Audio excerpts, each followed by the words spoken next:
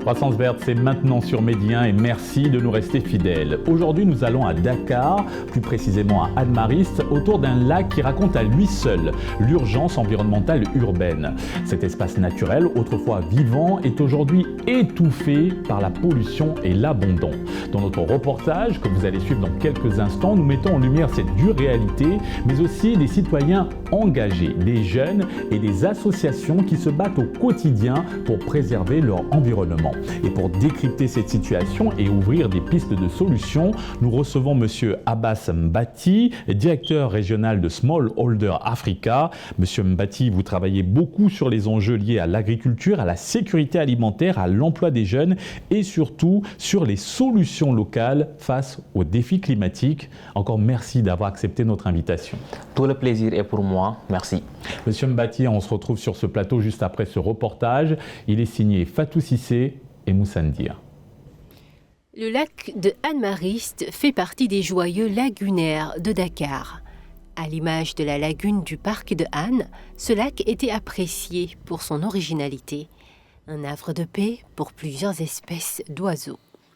On y retrouvait des sternes, des hérons et parfois même des flamants roses. La diversité était captivante, mais hélas, c'était il y a très longtemps. Aujourd'hui, les oiseaux migrateurs ont disparu, laissant place à une mare d'immondices. L'image est impressionnante. Un lac complètement recouvert par les typhas, ces plantes invasives qui étouffent les eaux stagnantes. L'air est lourd d'une odeur de pourriture et de déchets en décomposition, mêlés à des herbes folles. En ce moment, on a plus un canal à ciel ouvert que des lacs. Le lac est totalement pollué. Il n'y a que des eaux usées dans le lac. Ça, il faut que tout le monde ait le courage de le dire. Mohamed est un infatigable militant pour la préservation de la nature et de l'environnement. Il pilote l'association Mariste Sakanam qui regroupe majoritairement des jeunes habitants de la commune de Mariste à Dakar, les collectivités locales, mais aussi quelques membres du conseil municipal. Tels des sentinelles de la biodiversité, ces militants nettoient régulièrement les berges en lançant des campagnes de nettoyage et de replantation. Tout cet écosystème n'est pas propice au lac. C'est ce qui fait que certains oiseaux migratoires qui venaient ici chaque année n'y viennent plus parce que le lac est pollué. D'abord par les typhas, par les déchets et par les eaux usées. Les reptiles qui vivaient dans le lac aussi n'y sont plus. Parce qu'avec les eaux usées dans le lac, ils n'ont plus d'oxygène et ils ont tendance à sortir. C'est pourquoi vous voyez des fois des serpents qui sortent du lac et qui sont filmés des fois par les résidents aux alentours. Bon, le problème est un peu large, mais principalement, je pense que c'est les eaux usées et les déchets solides qui polluent le lac, qui font que tous ces oiseaux migratoires-là n'y viennent plus et c'est une menace. Et en tant que jeunes, nous nous sommes dit pourquoi pas essayer de mettre en œuvre des activités qui défendent les intérêts des Maristois, comme par exemple tout ce qui est cadre de vie, tout ce qui permet d'améliorer le cadre de vie ici au Mariste. Ces derniers jouent également le rôle de lanceurs d'alerte. La vigilance est de mise pour dissuader les contrevenants, agissant toujours pour la commune de Anne-Mariste. On a mené des activités de set-setal, des activités de sensibilisation autour du lac. On a appelé la presse nationale et les organes privés pour faire des reportages. On a fait énormément d'activités. On a quand même des acquis. Parce qu'avant nous, il y avait la municipalité et des projets, le PG Senpa, qui ont installé des dépotoirs d'ordures. Voilà, des dépotoirs d'ordures bien organisés. Il y a aussi des acteurs qui sont là, qui veillent à ce que la population ne continue pas à déverser des déchets solides. Mais aussi, il y a le système d'alerte qu'on a installé. Un système d'alerte qui permet aux résidents, tout aux alentours, de filmer, de prendre des images de toute personne ou ou toute entreprise qui serait en train de polluer le lac de toutes sortes, que ce soit des eaux usées ou bien des déchets plastiques. Dans cette partie du lac, des tuyaux de branchement coulent à flot jour et nuit. Ce sont des chimiques. Ces eaux troubles sont les rejets domestiques et industriels qui viennent se déverser dans le lac. Les zones de maraîchage cohabitent avec le lac. La salade, les feuilles de menthe, l'hibiscus y sont cultivés et irrigués par les eaux usées. Autrefois, bruissant de cris d'oiseaux, le site n'est plus qu'un silence oppressant. Avant, il n'y avait pas toute cette pollution. Le lac était propre. On pouvait s'y baigner. L'eau était poissonneuse. Les pêcheurs faisaient des belles prises avec leurs filets. C'était en 2005 que les eaux usées ont commencé à se déverser dans le lac. On s'est réveillé un beau jour, on a trouvé tous les poissons morts, empoisonnés par les eaux usées. Par la suite, on a essayé de bloquer les tuyaux d'eau usés pour restaurer le lac. Cela a tenu 10 ans. Et en 2015, les eaux ont recommencé à polluer le lac. Et depuis, ça continue. Bien entendu, l'urbanisation galopante, la pollution des eaux usées et la prolifération des espèces invasives comme les tifas sont les principales menaces pour les populations aviaires du lac. Mohamed Sarré est une bénédiction pour la commune. Il lutte contre la prolifération des déchets ménagers dans ce lieu. 5 personnes agents mairie. Je travaille avec la mairie depuis 2009 pour restaurer le lac. Au début, on était 5 à nettoyer. Les 4 autres ont abandonné, il ne reste que moi. Je nettoie la bordure du lac, la berge aussi. Je ramasse les ordures, j'étais clandestinement. Mon objectif est de rendre cet espace sain et accueillant pour les habitants de Mariste. Il est important pour lui de garder cet espace toujours propre. Derrière cette case symbolique, il s'active discrètement. Certains résidents de Mariste sont bien conscients de l'importance de garder cet espace propre. Ils m'encouragent et parfois même ils m'aident financièrement. D'autres, par contre, semblent insensibles à la saleté. Ce sont eux qui polluent l'espace en jetant des ordures par ici. Les autorités et même les jeunes du quartier ne cessent de sensibiliser les populations à l'entretien du lac. Et puis, il y a les notables du quartier impliqués dans la préservation de leur environnement. Ils n'hésitent pas à se joindre à la cause. Un lieu public parce que tout le monde s'y rencontre. Il y a les étudiants qui sont en classe d'études, qui viennent souvent étudier ici, apprendre leurs leçons. Comme vous l'avez vu, le lieu aussi c'est un lieu romantique. Il y a les troisième âge qui viennent, des enfants, des vieux, n'importe quel genre de personnes. En tout cas, c'est un lieu de rencontre publique. Je vais le dire parce que c'est un lac que nous avions suivi pendant très longtemps, mais malheureusement, on a trouvé qu'il n'y a pas eu d'amélioration. Aucune amélioration n'a été faite durant ces 10 années. Les oiseaux migrateurs sont des indicateurs sensibles de la santé écologique. Ils désertent lorsque les zones sont dégradées. Leur absence marque la fin d'un équilibre écologique, comme nous l'explique ici. Ces zones que vous voyez là, Mariste et autres, c'est des zones relais de passage des oiseaux migrateurs qui vont quitter le nord pour aller vers le sud. Et quand ils viennent vers le sud, ils ont des conditionnalités qui peuvent garantir leur survie. C'est une nourriture abondante, disponible, accessible. Le milieu s'est refermé, il y a trop de déchets autour, la nourriture n'est pas disponible, donc les oiseaux vont quitter pour aller ailleurs.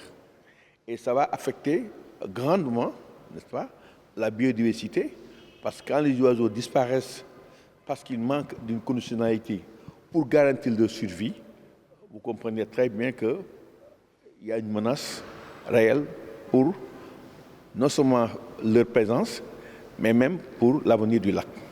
Pour cet expert des oiseaux, préserver la biodiversité c'est préserver un patrimoine vital. C'est exactement la même chose pour moi. Tu vas boire un dos. Tous ces animaux qui sont accompagnés, c'est les associations maintenant qui sont en train donc de soulever des plaidoyeries pour que ces lacs soient restaurés dans les meilleures conditions. Les niveaux d'eau sont très élevés. Donc quand c'est trop élevé, donc ça, ensuite, la salubrité de ces eaux aussi là est à revoir. Donc tout cela, c'est des points de plaidoyerie pour qu'on ait un œil beaucoup plus vigilant pour maintenir ces habitats favorables pour la migration. Les lacs et lagunes de Han sont essentiels pour la chaîne alimentaire marine et la régulation du climat local.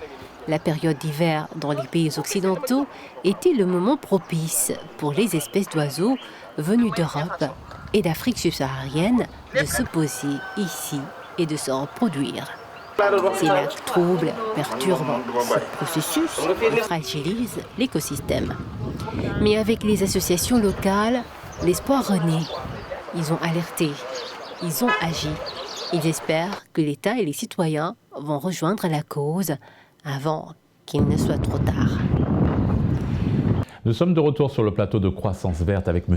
Ambas Mbati, directeur régional de Smallholder Africa. M. Mbati, on voit dans ce reportage des jeunes très engagés. Comment analysez-vous cette mobilisation citoyenne à l'échelle locale ? Cette mobilisation citoyenne est remarquable parce que nous voyons des jeunes qui sont soucieux de l'état actuel donc de l'environnement et surtout des conséquences que cette situation-là peut amener donc dans la protection donc de la biodiversité. Aujourd'hui, je pense qu'il nous faut un éveil donc écologique, un éveil citoyen pour la restauration donc de cette lagune de Han, notamment la restauration donc du milieu naturel, mais également donc la dépollution donc de ce lac. Il nous faut donc ce déclic-là de cette conscience écologique que ces populations-là ont, c'est ces populations, notamment les jeunes, pour pouvoir donc véritablement préserver cette biodiversité marine. Effectivement, il faut agir, mais le rôle des associations locales vous semble-t-il suffisant pour amorcer un changement durable au sein des communautés pour la préservation de leur cadre de vie ? Oui, on peut dire qu'ils alertent, ils font de leur mieux, ils sensibilisent. Mais parfois, tu vois des jeunes qui organisent donc des journées de nettoyage. Donc tout ça, c'est une très bonne mouvance que les jeunes peuvent avoir. Mais cela ne suffit pas. Il faut une volonté politique réelle. Il faut que les collectivités puissent les accompagner. Il faut que l'État également puisse les accompagner pour qu'ensemble, qu'ils puissent co-construire donc une démarche citoyenne, mais une démarche environnementale donc responsable pour pouvoir véritablement relever la donne. Nous l'avons vu dans ce reportage, le lac est véritablement délabré. À votre avis, peut-on encore restaurer un lac comme celui de Han-Mariste ou a-t-on dépassé un point de non-retour? Je pense qu'un point de non-retour n'a pas encore été dépassé. Dès l'instant qu'il y a la conviction des jeunes, je pense qu'on peut toujours co-construire, comme je l'ai dit, donc des solutions. Et quand je parle de solutions, il faut d'abord que les populations puissent se réunir. Et lorsqu'ils se réunissent, qu'ils puissent véritablement identifier les principaux problèmes donc, de ces lagunes. Donc les problèmes, on l'a vu, c'est la pollution, mais également donc l'urbanisation galopante autour donc du site, voilà. Et donc ensemble, s'ils puissent co-construire donc des solutions, c'est-à-dire de dépolluer, mais également d'organiser des journées de sensibilisation. S'ils organisent des journées de sensibilisation, ils pourront donc changer la mentalité donc de ces gens-là qui polluent non seulement la pollution domestique, mais également la pollution industrielle. Et je pense que dans ce sens, si les collectivités les accompagnent et l'État, je pense que ça peut se faire.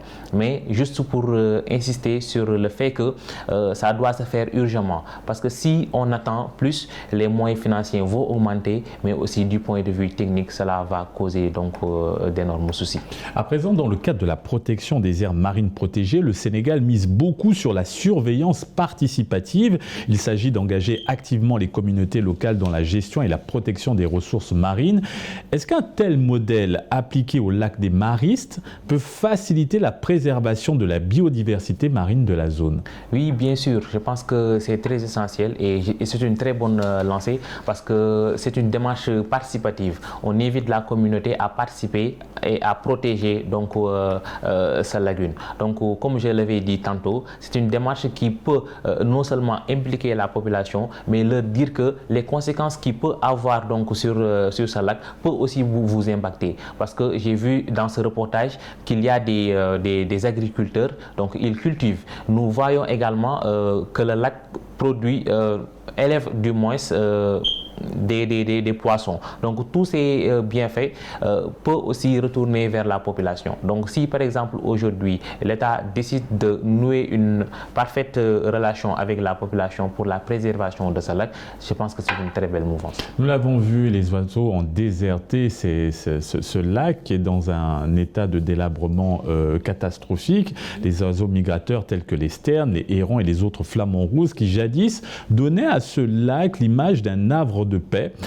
Selon vous, quelle politique de gestion écologique pourrait faciliter le retour de cette biodiversité que connaissait le lac des Maristes jadis? Oui, vous savez, les oiseaux migrateurs aiment être dans un cadre idéal. Donc lorsqu'ils sont dans un cadre idéal, ils se reproduisent, ils se reposent et parfois même ils se nourrissent. Donc je pense que rien que cela peut amener à ce que nous puissions mieux considérer donc, notre perception sur les lacs. J'ai eu à travailler avec la réserve d'Avifonde qui se trouve à Saint-Louis avec la direction des parcs nationaux du ministère de l'Environnement, donc où j'ai observé directement le comportement des oiseaux et leur dépendance aux zones humides. Donc lorsque par exemple l'eau est propre et que l'habitat est préservé, donc les oiseaux restent, se reproduisent et parfois même se nourrissent. Et lorsque l'eau est dégradée, ils sont obligés de changer de trajectoire. Cela signifie que la protection de ces lagunes ne doit pas être une simple théorie, mais doit être véritablement donc une nécessité pour la préservation donc de ces habitats naturels. Et comment davantage valoriser le lac des Maristes afin de faire du site un véritable atout écologique, économique et social? Nous avons vu qu'il y a des maraîchers à côté ou des agriculteurs, des micro-entreprises qui entreprennent de déployer leur activité aux abords de ce lac, mais avec la pollution, on se demande quelles répercussions sur la santé des populations. Moi, je pense qu'il faut adopter des mesures donc, très significatives pour pouvoir arrêter la pollution. S'il le faut même adopter ce qu'on appelle le principe de pollueur-payeur. Celui qui pollue, il paye. Tu comprends? Donc, c'est dans ces restrictions-là que nous pouvons d'abord arrêter donc, toutes ces pollutions. Et après l'arrêt des pollutions, on peut bel et bien donc, changer l'image même du lac. Et dans ce sens, il peut y avoir plusieurs activités, non seulement touristiques, mais économiques. Dans ce reportage, un père de famille a dit que parfois, donc, les enfants viennent ici, même eux, ils viennent pour justement changer d'idée. Donc, il faut que nous puissions revaloriser l'image que l'on a du lac pour pouvoir donc, magnifier tous ces genres d'activités économiques, agricoles et voilà, même touristiques. Le lac Maristes n'est pas un cas isolé au Sénégal. Alors, selon vous, que faudrait-il changer immédiatement dans la gestion de ces espaces naturels urbains? Voilà, donc pour changer donc, tous ces problèmes, je pense qu'il faut s'asseoir avec les populations locales et les inviter, prendre également donc, leurs idées, essayer de co-construire ensemble donc, des solutions responsables qui vont leur profiter, mais également qui va profiter l'ensemble des acteurs qui sont autour donc, du lac. En tant que directeur régional de Smallholder Africa, comment adaptez-vous vos interventions aux réalités environnementales, sociales et agricoles propres à chaque territoire? Nous partons d'un diagnostic territorial. Donc, Smallholder Africa, je le rappelle, est une organisation basée à Nairobi et qui œuvre également au Rwanda, au Tanzanie et aussi au Sénégal. Donc, étant donné que nous sommes dans plusieurs pays, ce que nous faisons, c'est le diagnostic territorial pour connaître véritablement donc, les problèmes et les besoins de chaque territoire. Donc, sur la base de ça, notre cible, c'est les petits exploitants agricoles. Donc, on essaye de se baser donc sur leurs recommandations, sur leurs pratiques, mais également sur leurs besoins pour véritablement co-construire quelque chose qui va redynamiser donc le secteur agroalimentaire. Et qu'est-ce qui distingue votre organisation dans l'écosystème des organisations engagées pour le développement durable en Afrique? Plus particulièrement, quelle est votre vision? Notre vision repose véritablement donc sur le fait que nous ne nous basons pas seulement sur nos idées, mais nous partons vers les petits exploitants agricoles. C'est eux qui nous procurent les idées, qui nous procurent l'expertise, qui nous procurent également l'énergie. Et ensemble, nous leur outillons pour que nous puissions redynamiser le secteur agricole. Donc aujourd'hui, nous ne sommes pas seulement au Sénégal, comme je l'ai dit, mais nous allons prendre les bonnes pratiques qui sont ici. Nous allons également s'inspirer de ceux qui sont à Nairobi. Nous allons également s'inspirer de ceux qui sont également au Rwanda pour pouvoir mobiliser toute cette force, toute cette énergie et ensemble bâtir donc un système alimentaire résilient, inclusif et durable pour l'Afrique. Et la question climatique traverse l'ensemble de vos actions. Comment intégrez-vous l'adaptation au changement climatique dans vos programmes? Voilà, les questions climatiques sont au cœur de nos préoccupations parce que les impacts du changement climatique sont particulièrement sévères pour les populations autochtones, car ils vivent en première instance dans des environnements à haut risque. Et aujourd'hui, de par leurs activités économiques, sociales et culturelles, ces populations dépendent des ressources naturelles extrêmement sensibles à la variabilité du climat et aux phénomènes météorologiques extrêmes. Donc, nous organisons diverses activités. Aujourd'hui, rien qu'au Sénégal, à Marloch, l'île de Marloch, nous faisons des activités de reboisement. Des dizaines d'hectares de palétuviers ont été restaurés et également beaucoup de plantations d'arbres ont été faites également aux alentours. Rien que cela participe à la restauration de la biodiversité, mais également montre l'exemple pour que tout le monde puisse se lever pour pouvoir impacter véritablement donc l'écosystème. En tant que directeur régional de Smallholder Africa, pour cette nouvelle année, quelles seraient vos recommandations pour une meilleure préservation de l'environnement?